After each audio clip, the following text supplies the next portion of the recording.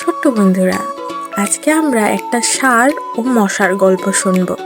একদিন একটা ষাঁড় মাঠে ঘাস খাচ্ছিল। এমন সময় একটা মশা এসে ষাঁড়ের শিঙে বসলো। ষাঁড় মামা মশাটিকে কিছু বলল না, কিন্তু মশাটি ভাবলো ষাঁড় মামার বোধ হয় খুব কষ্ট হচ্ছে। তাই মশাটি গিয়ে ষাঁড়ের পিঠে বসলো যাতে তার কষ্ট না হয়। এরপরেও ষাঁড় মশাটিকে কিছু বলল না। মশাটি ভাবলো পিঠে বসলেও বোধহয় ষাঁড়টি কষ্ট পাচ্ছে। এটা ভেবে সে গিয়ে ষাঁড়ের লেজে বসলো। এতক্ষণেও ষাঁড়টি মশাটিকে কিছু বলল না। মশাটি আর চুপ না থেকে বলল, তোমার কি খুব কষ্ট হচ্ছে? আমাকে বলো, আমি তাহলে অন্য কোথাও গিয়ে বসি।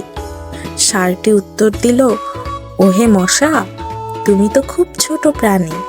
তুমি আমার শিঙে বসলেই কি আর লেজে বসলেই কি, আমি তো টেরই পাই না।